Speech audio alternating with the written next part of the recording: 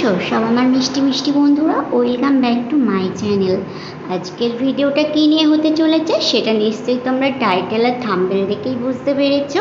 হ্যাঁ, আজকে আমার জন্মদিন, আর আমার জন্মদিনের ভিডিওটা তোমরা পাবে তার পরের দিন।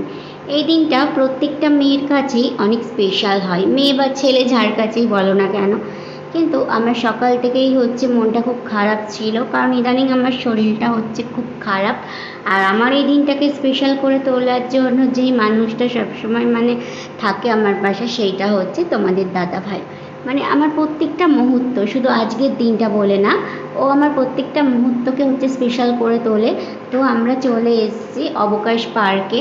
তো এই ড্রেসটা তোমাদের দাদা ভাই আমাকে গিফট করেছে, আর আমাকে এভাবে চুলটা ছেড়ে রাখতে বললো তোমাদের দাদা ভাই, কারণ আমি সবসময় খোপা করে রাখি। লাস্ট কবে চুল ছেড়ে আমি বার হয়েছি আমার মনে নেই।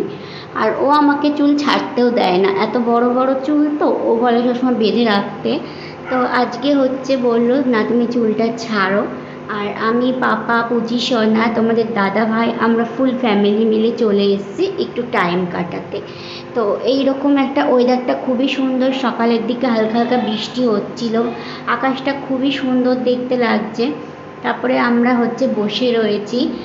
তো রানাঘাট অবকাশ পার্কে যারা এসেছো তারা তো জানোই চারপাশের ভিউটা কত সুন্দর, আমার তো খুব ভালো লাগে। তো দূরে একদিন কোথাও ঘুরতে যাওয়ার প্ল্যান হচ্ছে আমরা চারজন মিলে, তো চলে যাব টুক করে কোনো একটা সময়। আর এই দেখো পাপার মুডটা অফ কেন বলো তো? আসলে ওর প্রচণ্ড পরিমাণে ঘুম পেয়েছে, কিন্তু পাপা ঘুমোচ্ছে না। এই এত সুন্দর একটা জায়গায় এসেছে তো ও চারপাশটা দেখতে ব্যস্ত। আর এদিকে আমার ছেলের ঘুমও পেয়ে গেছে, কিন্তু ও ঘুমোবে না, ও এখন সমস্ত কিছু দেখবে। আর এখন আমরা গল্প টল্প করছি বসে বসে। একটা সময় ছিল যখন আমার পাশে একটা মানুষও ছিল না, যখন আমাকে বিশ্বাস করার মতনও কেউ ছিল না, শুধুমাত্র এই মানুষটাই আমার পাশে ছিল। এই মানুষটাই আমাকে বিশ্বাস করেছে। পৃথিবীর সমস্ত কিছু আমি হারাতে রাজি আছি শুধুমাত্র এই মানুষটাকে ছাড়া। আর এই দেখো এখানে আমি একটু ঢং করছিলাম, আর তোমাদের দাদাভাই ওখানে পাপার সাথে খেলা করছে, বসে আছে মাম্মাকে নিয়ে। চুলগুলো দেখছো কত বড় হয়ে গেছে। তারপরে স্লিপ চড়ছি, পৃথিবীর সবচেয়ে ভীতু মানুষ মনে হয় আমি। সামান্য স্লিপ চড়তেও আমি ভীষণ ভয় পাই, বিশ্বাস করো। এটা অনেকটা খাড়া ছিল, বাকি স্লিপগুলো একটু নিচু নিচু টাইপের ছিল।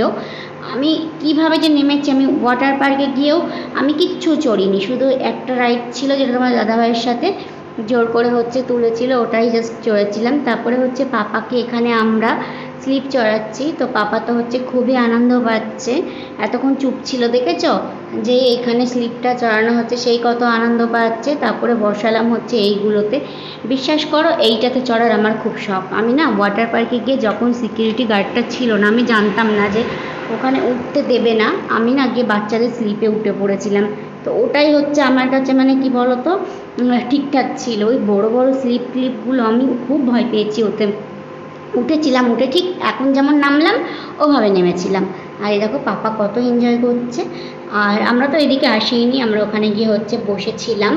এবার থেকে আসতে হবে পাপার একটু বড় হয়ে গেলে।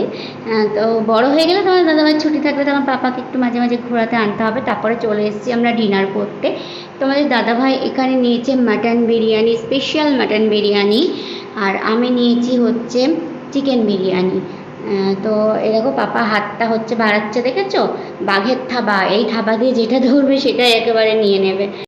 দেখো চলে এসেছি বাড়িতে, আর কেক আনার কোনো মন ছিল না, কারণ আমার শরীর খুব খারাপ। সেটা আমি তোমাদের বলে বোঝাতে পারবো না কতটা শরীর খারাপ। তো তোমার দাদাভাই জোর করছিল, তাই জন্য আমি বললাম আমি বড়ো কেক নেবো না, এই ছোটো পেস্ট্রি কেক দুটো আমি নিয়ে যাই। আর দেখো পাপা এসে খুবই ক্লান্ত হয়ে গেছে, অনেকক্ষণ প্যান্ট পরেছিল তো, ছোটো তো ওই জন্য খুলে দিয়েছি জামা প্যান্ট। এখন দেখো আমিও চেঞ্জ করে নিয়েছি। আর এই দেখো এগুলোকে ধরতে যাচ্ছে, এখানে ছিল রেড ভেলভেট আর ব্ল্যাক ফরেস্ট, এই দুটোই আমার খুবই পছন্দের। আর এই দেখো এখন আমরা খাচ্ছি, আর পাপাকেও একটুখানি দিয়েছি, জাস্ট একটু গালে ঠেকিয়েছে, তোমাদের দাদাভাইও দিচ্ছে। এখানে রয়েছে মাম্মা সোনা।